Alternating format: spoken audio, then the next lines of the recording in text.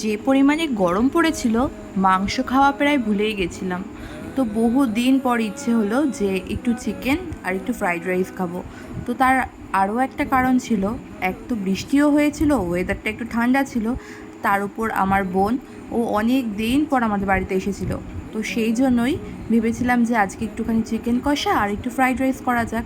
তো তার জন্যই আরও কি করা হয়েছিল। তো চিকেন কষাটা আজকে একটু অন্যরকমভাবে ট্রাই করেছিলাম। তো তার জন্য প্রথমে মশলাটা করে নেব। তো বেসিক আমাদের যে মশলাগুলো লাগে সেগুলো ইউজ করছি।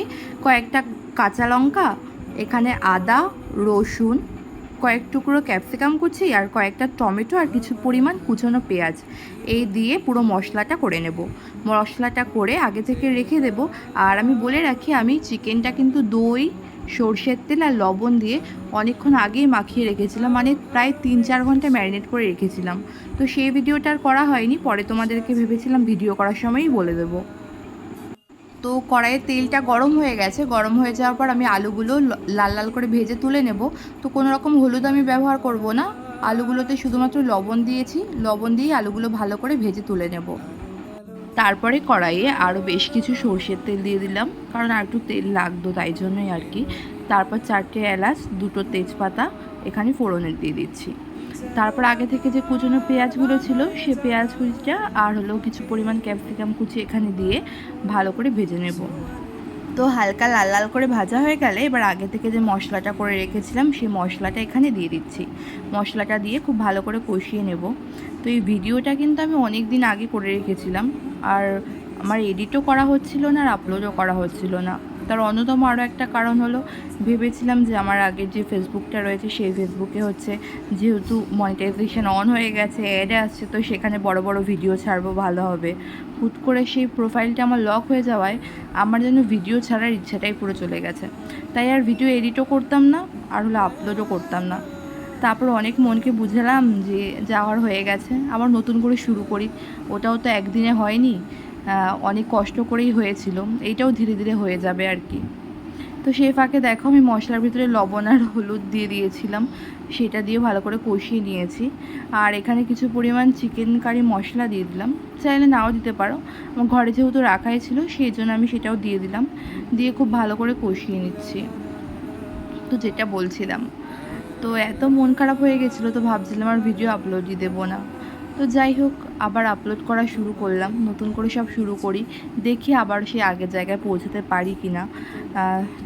সেই আগের জায়গায় আবার পৌঁছাতে পারবো যদি আমি আগের মতো আবার সবার কাছ থেকে সাপোর্ট, ভালোবাসা পাই। তো দেখো, সেই ফাঁকে ফাঁকে আবার মাংসটা আমি এখানে দিয়ে দিয়েছি। তো বলেছিলাম যে মাংসটা আমি হচ্ছে আগে থেকে দই, লবণ আর সর্ষের তেল দিয়ে প্রায় ম্যারিনেট করে রেখেছিলাম 2-3 ঘন্টা। তো সেই মাংসটাই আমি এখানে দিয়ে দিচ্ছি। দেওয়ার পর খুব ভালো করে কষিয়ে নেব। কষিয়ে নিয়ে যতক্ষণ না তেল ছাড়ছে আর কি, ততক্ষণ কষাতে থাকবো। আর আমার এই চিকেন কষাটা খেতে কিন্তু খুব ভালো লাগে, আর এইভাবে একবার রান্না ট্রাই করে দেখবে, সত্যি খুব ভালো লাগবে।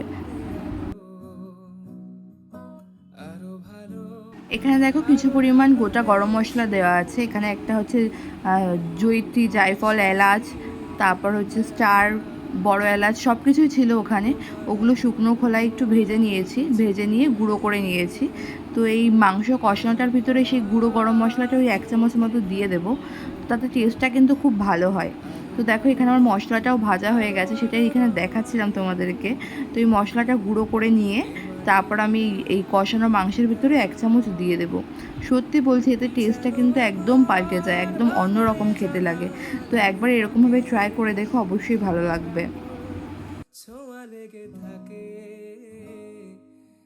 তো দেখো এখন চিকেনটা থেকে কিন্তু পুরোপুরি তেল ছেড়ে দিয়েছে, মানে অনেকটা তেল বেরিয়ে গেছে। তো আর মাংসগুলো খুব ভালো করে সেদ্ধ হয়ে গেছিলো। তো এই পর্যায়ে আমি যে আগে থেকে ভেজে রাখা যে আলুগুলো ছিল সেই আলুগুলো দিয়ে আর 3-4 মিনিট মতো কষিয়ে নেব। তো তোমাদের সাথে একটা কথা বলি, মানে শেয়ার করিনি আর কি, আমি কিন্তু এই যে এখন রান্না করছি, বিয়ের আগে আমি কোনোদিনও রান্না করতাম না। তোমার মা খালি বলতো, হয়তো সব মারা এরকম বলে যে বিয়ের পর কি করবি, শ্বশুরবাড়িতে গিয়ে রান্না করতে পারবি না, কি করে খাওয়াবি। তো এখন সেই মাই অবাক হয়ে যায় যে আমি হচ্ছে মাঝে মাঝে এরকম নতুন নতুন রান্না ট্রাই করি। তো হঠাৎ করেই সবটাই শিখে গেছি। আর সবাই মোটামুটি রান্না খেয়ে বলে যে না, ভালোই হয়েছে, খুব খারাপ হয়তো করিও না। তো দেখতে দেখতে বিয়েরও প্রায় 3 বছর হতে গেল, আর 3 বছর অনেক কিছু নতুন নতুন সব শিখে ফেলেছি। তো দেখো এত গল্প করছি তোমাদের সাথে, আজকে গল্প করতে করতে আমার চিকেনটাও পুরো কষানো হয়ে গেছে। তারপর আমি আগে থেকে গরম জল করে রেখেছিলাম, সেই গরম জলটাই আমি এখানে দিয়ে দেবো। তো গরম জলটা ইউজ করলে বেশ ভালো হয় আর কি। তো গরম জলটা দেওয়ার পর আর বেশ কিছুক্ষণ ফুটিয়ে নেওয়ার পর নামিয়ে নেব। তো এই যে চিকেনটা এখন এরকম অবস্থাতেই নামিয়ে নিয়েছিলাম। তো এখন একটু মনে হচ্ছে ঝোলটা অনেকটা বেশি রয়েছে, কিন্তু নামানোর পর ঠান্ডা হয়ে যাওয়ার পর অনেকটাই জমে গেছে। তো রেসিপিটা কেমন লাগলো অবশ্যই জানিও, যদি ভালো লাগে একটু পাশে থেকো, পেজটা ফলো করে দিও, সবাই সাপোর্ট করো। Thank you.